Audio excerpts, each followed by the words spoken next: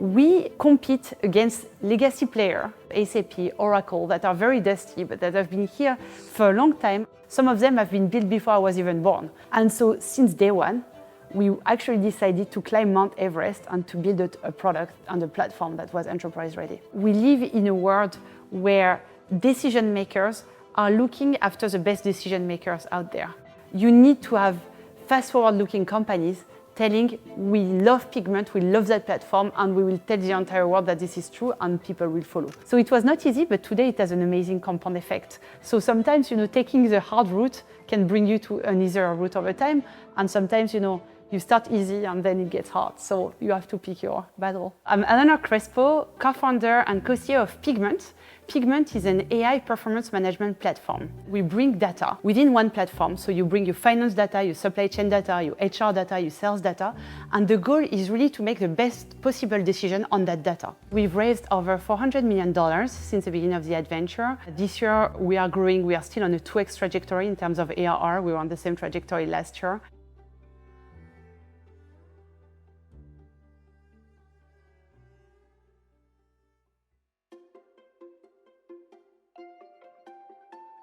When you are in Europe, you for sure are going to live in a small country. France is small. Entrepreneurship in France at that moment was clearly not as big as what it is today in the world, but still you could see and you started to have the first few unicorns that were really inspiring. And actually my co-founder was a very, very big inspiration for me because he had built one of the first French unicorns that was very famous at the time I did my studies. And I did actually at that time a minor in entrepreneurship because I knew that this career of potentially building a company at some point would definitely have to be part of my journey. I wanted to have a big impact on the world and I just needed to find the right moment. So Google was my very first job and I actually worked for the CFO of Google EMEA and the CFO of Alphabet. I was really exposed to everything planning at Google, strategic planning, strategic decision making. But I was pretty naive. I thought that whenever they had to make a strategic decision, they would have the best possible tools internally to do that. Google is one of the most innovative companies out there, so you would imagine they are very well equipped. And I was very, very surprised actually that everything they were doing there was made on Google Spreadsheets, pretty much. So they would, really trying to understand their business, do their revenue forecast, understand their margin, understand their budget. Most of it was done on Google Spreadsheets.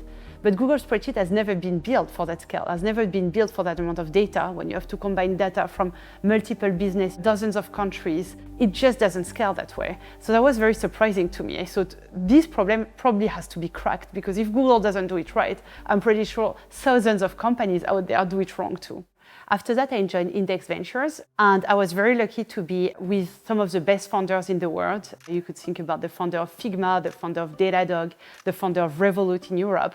I was working with the most fast-forward companies out there that were equipped with the best technology because these founders are the early adopter of the technology.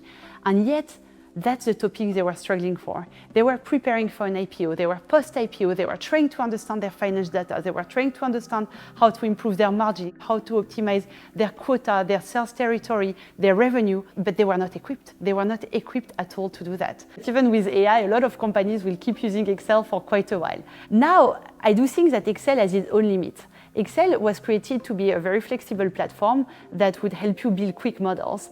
But what's happening, obviously, at a company of a certain scale is that you need to bring together the right data, the right people with the right governance, the right security, and the right modeling to really help them take these decisions.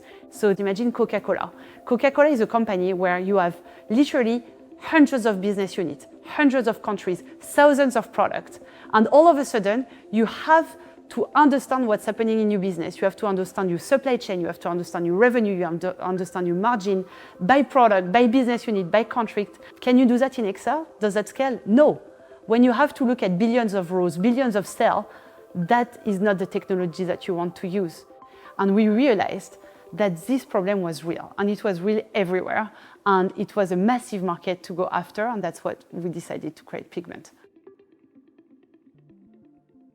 We come in the market, we're in front of companies in the likes of SAP, Oracle, that are very dusty, but that have been here for a long time. Some of them have been built before I was even born. As a VC, I had seen many times founders that were starting in a category, but where what they were building was not a must-have, it was a nice-to-have. We really wanted to create a platform that would become a must-have. We live in a world where decision makers are looking after the best decision makers out there. Today, a lot of people are looking at the CEO of Anthropic. It's one of our customers, the CEO of OpenAI, the CEO of these companies, to think about the future of their own companies. Because especially in our category, as you can imagine, we serve CFOs, we serve large finance teams. When you serve this type of customers or when you serve strategic decision maker, you need to build trust as early as possible. People need to trust you, right? If you want people to trust you, you need to have fast-forward-looking companies telling, we love Pigment, we love that platform, and we will tell the entire world that this is true, and people will follow. We wanted to create that network effect. So since day one, we actually decided to climb Mount Everest and to build a product and a platform that was enterprise ready. But getting the very first customers was very hard, very hard, because we were based in Paris at the time. We didn't have a very big US presence. And we needed to go after these very large tech companies here in the Valley that had never heard of us, where we had zero brand awareness. One difficult moment a lot of founders get wrong is how difficult it is to sell to large companies. You think perhaps that your product is enterprise ready, you're ready to sell to enterprise. That's not the case at all. What we do is quite different from a lot of SaaS companies out there. We compete against legacy players that have been here for 15, 20, 30 years. And hence, they have built a platform end-to-end that brings a variety of features and functionality. And in order to be really relevant in the world of enterprise performance management, business planning, and to bring and deliver value to our customers, we couldn't just ship one feature, or we couldn't just ship one product. We needed to deliver the entire platform, because the first use case we were shipping at the time were already embarking dozens, hundreds of people on the platform to work on a variety of use cases. In order to do that and in order to bring that value, we needed to come with a superior platform from all angles. We needed to build this incredible, what we call the elastic canvas, which is an incredible computation engine that really helps you model any data on Pigment, and we need to build the most incredible UX for anybody to adopt the platform. And in order to do that, we would not be able to ship a product in a month. It took us some time. We started end of 19 and the product was truly ready in 21. And we actually carefully picked our investors on what help they could bring us. So could they actually open some doors for us? Could they really help us also find perhaps some US executives that could help us open doors for us? And that's really how we manage to create this first moat and this first advantage of being able to open as many doors as possible and to find our very first customers. Because again, these customers, I think if they didn't have VCs backing us and telling them to use our product, I'm not sure they would have been able to really go after that. And I have amazing stories. Figma is one, Brex is another one, where they really were the first one to say, yes, we are going to go after the platform. I even remember the CFO of Carta at the time that was also one of our very first customer that immediately wanted to become an angel because he saw the potential, and that's really what made the beginning of the adventure. So it was not easy, but today it has an amazing compound effect. So sometimes, taking the hard route can bring you to an easier route over time, and sometimes, you start easy and then it gets hard. So you have to pick your battle. Before we launched our product, we had raised about 25 million. We didn't do like a proper fundraising. Some investor went to us and asked us if they could actually put a term sheet out there.